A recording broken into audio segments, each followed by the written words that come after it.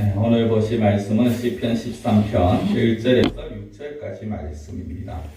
여호와여 어느 때까지니까 나를 영원히 잊으시나이까? 주의 얼굴을 나에게서 어느 때까지 숨기시겠나이까?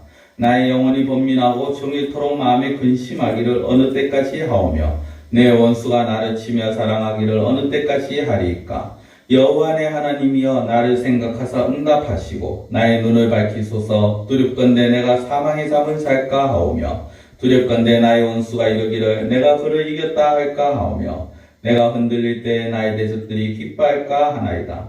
나는 오직 주의 사랑을 의지하여 싸우니 나의 마음은 주의 구원을 기뻐하리이다. 내가 여호와를 찬송하리니 이는 주께서 내게 은덕을 베푸심이로다. 아멘. 네, 오늘 시편 13편 말씀을 보시기 앞서서 먼저 사활 죄송의 말씀을 드립니다. 몸이 좀 좋지 않았는 관계로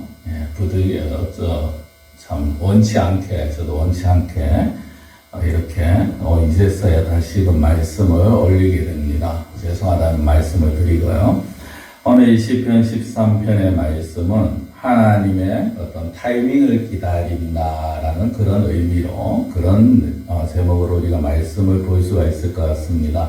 하나님의 타이밍이다. 하나님의 때다라는 것이죠.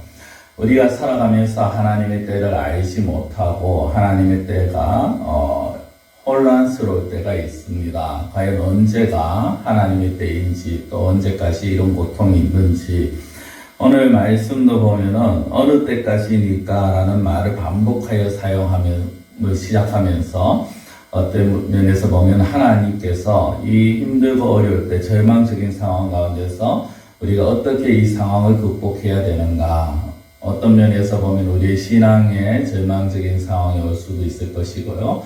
우리의 삶 가운데서 우리의 또 어떤 사업 가운데서 여러 가지 부분에서 절망적인 상황들을 만날 때가 있습니다. 그럴 때 어떻게 극복할 수 있느냐 하는 것입니다. 오늘 크게 시편 13편을 통해서 세 가지로 우리가 볼 수가 있는데요. 첫 번째는 믿음의 자리에 나아가야 한다라는 것입니다. 믿음의 자리. 오늘 1절과 2절에 보면 1절에서 보면요. 이 시인 다윗의 시라고 나오죠. 이 다윗이 오랜 기다림에 지쳐서 낙담하고 탄식하면서 이 시를 시작합니다. 근데 1절과 2절에 보면 어느 때까지니까 라는 말을 어느 때까지라는 말을 4번이나 반복해서 사용합니다. 하나님이 나를 잊어버리신 것 같은 불안감 속에서 고통스러워합니다. 그래서 주의 얼굴을 어느 때까지 나에게 숨기시겠나이까? 주의 얼굴을 숨기신다라는 것은 주의 얼굴을 보이시지 않는다. 하나님이 계신 것처럼 느껴지지 않는다라는 것이죠.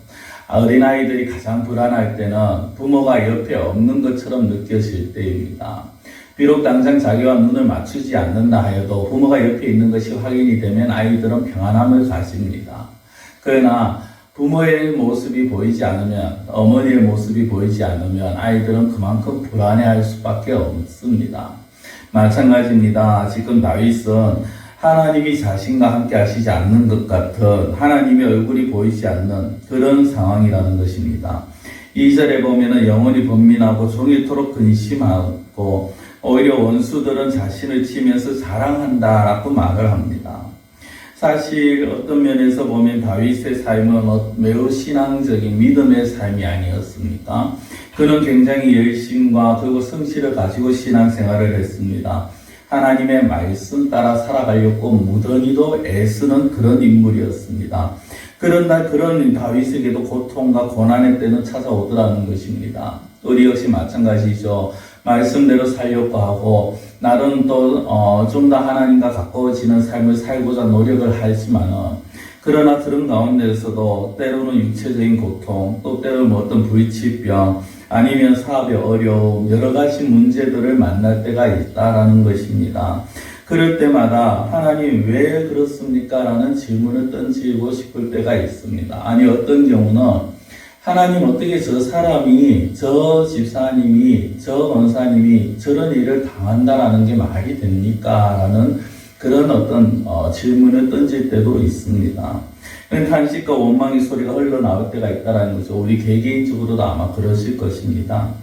그래 지금 겪는 이 상황 속에서도 하나님이 지켜주시지 아니하고 숨으신 것 같은 그런 답답함 속에서 더 큰 문제는 무엇입니까?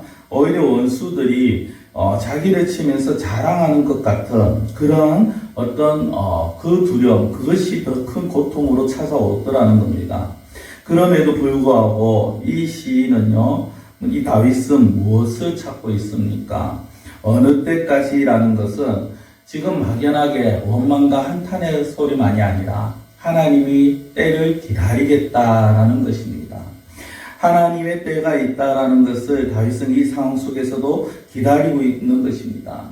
내 생각보다는 하나님의 생각이, 내 판단보다는 하나님의 판단이 더 유익하다라는 그 믿음을 가지고 하나님의 때를 기다리고 있는 것입니다. 하나님께서 신실하신 하나님이시기에 가장 선한 결과를 만들어 내실 것이라는 확신을 가지고 그 하나님의 때를 기다리고 있는 것입니다. 믿음은 다른 것이 아닙니다. 믿음은 지금 내 생각과 내 판단보다 하나님의 생각과 하나님의 판단이 더 유익할 것이라는 것을 믿고 기다리는 것, 이것이 믿음입니다. 현재의 상황 속에서 빛이 없는 것처럼 보이고 출구가 보이지 않는 것처럼 보여도 그 가운데서 포기하지 아니하고 하나님의 때를 기다리는 것이 바로 믿음입니다. 우리는 이 믿음의 시간을 가지고 이 믿음의 자리에 나아가야 할 것입니다. 힘들고 어려울수록 하나님의 때를 기다리는 그 자리에 나아가야 할 것입니다. 두 번째로 어떻게 하느냐? 다윗은 기도하는 그 기도의 자리로 나아가기를 원합니다. 3절에 보시면요.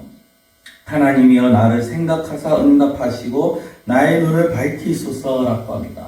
생각하시고 응답하시고 자신의 눈을 밝혀달라. 하나님 앞에 자신의 어떤 간절한 기도인 것입니다.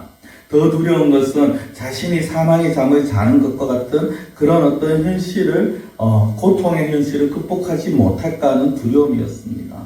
그보다 또 더 큰 두려움은 무엇입니까? 4절에 보면 원수들이 자신을 이겼다고 기뻐하는 것, 그것을 이 다윗은 더 두려워하는 그런 상황이었습니다.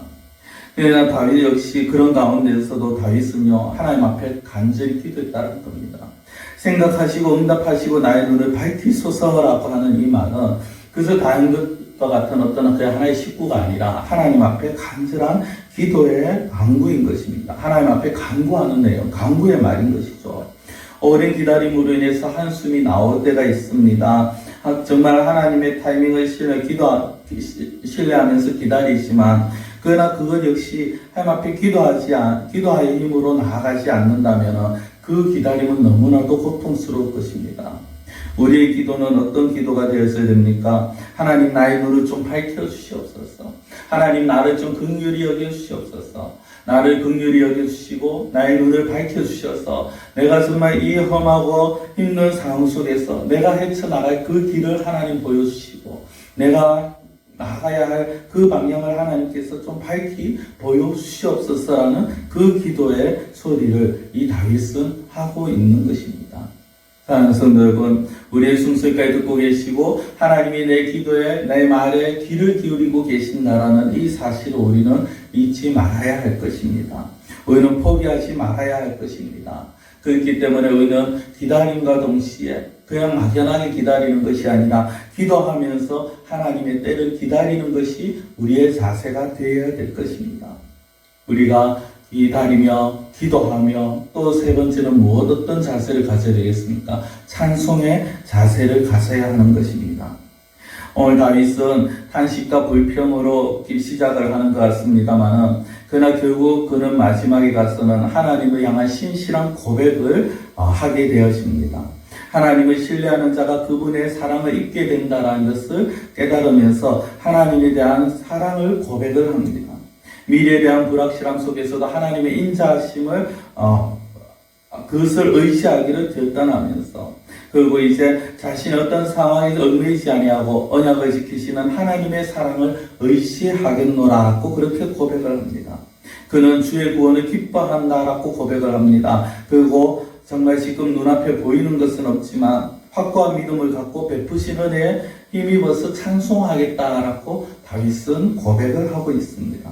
다윗의 고백은요, 내 눈에는 바뀐 것이 없습니다. 내 상황은 여전히 그대로입니다. 지금 내 옆에는 힘든 어둠이 있습니다. 암흑과 같은, 칠흑과 같은 어둠만 있습니다라는 그런 상황 속에서도 그렇지만 하나님께서 나와 함께 하시고 하나님 때 가장 좋은 것을 주실 것을 믿기에 나는 그 신실하신 하나님을 의지하고 나를 도우실 구원의 하나님을 찬양하겠습니다라는 고백으로 끝을 맺고 있는 것입니다. 상황은 전혀 변한 것이 없습니다. 여전히 기다림이라는 현실의 삶을 걷고 있습니다. 기도하지만은 기도의 응답이 속히 되지 않는 것 같습니다. 그런 상황 속에서도 더 하나님은 우리로 하여금 찬양토록 하신다라는 것입니다. 그 찬양의 소리를 하나님께서 원하신다는 것이죠. 오히려 어떻게 보면은 더 기다려야 되고 더 기도해야 되지만 그것이 하나님과 가까워지고 그것이 하나님의 때를 찾으며 하나님의 뜻을 이루는 것임을 아는 자들은 하나님 앞에 기쁨으로 찬양할 수 있게 된다라는 것입니다. 성경 말씀을 정리하겠습니다. 구약시대나 신약시대나 또 오늘날이나 믿음의 사람이라고 하는 자들은 모두가 하나같이 기다림의 훈련을 받은 자들입니다. 정말 어떻게 보면 힘들고 어려운 시기를 기다리며 하나님의 때를 기다리며 나아간 자들입니다. 그리고 막연하게 기다림보다 하나님의 때를 기다리며 기도하면서 하나님의 도우심을 구한 자들이었습니다. 그리고 그 도우심 가운데 하나님께서 함께하여 주실 것이라는 확신을 가지고 구원의 하나님을 찬양하는, 지금 내가 당장 눈앞에 기쁨이 있어서 찬양함이 아니라 즐거움이 있어서 찬양함이 아니라 하나님께서 해주실 것이라는 확신을 갖고 찬양하는 그런 사람들이 바로 믿음의 사람이었습니다. 오늘 우리도 이 말씀을 보면서 우리가 이 믿음의 자리에 나아갈 수 있는 저와 여러분들이 되기를 바랍니다. 기도드리겠습니다. 사랑의 하나님 아버지, 우리가 살아가면서 때로는 감당하기 힘든 어려움과 고통과 괴로움 속에 살아갈 때가 있습니다. 어두운 동굴 속에서 앞이 보이지 않는 것 같은, 출구가 없는 것 같은 그런 상황 속에 처할 때도 있습니다. 그러나 그럴수록 우리는 다윗과 같이 하나님의 때를 기다리며 하나님 앞에 더욱더 기도하며 또 하나님의 구원하심, 하나님의 신실하심을 바라며 찬양할 수 있는 저희들의 삶이 되게 하여 주시옵소서. 참된 믿음은 기다림과 그리고 기도와 하나님을 의지함이 어우러질 때 참된 믿음이 되는 줄 믿습니다. 저희들 이 믿음을 소유할 수 있게 하시고 지금 현실보다 하나님을 더욱더 바라보는 그러한 저희들이 되어질 수 있도록 은혜 베풀어 주시옵소서. 간절히 원하고 예수님의 이름으로 기도드리옵나이다.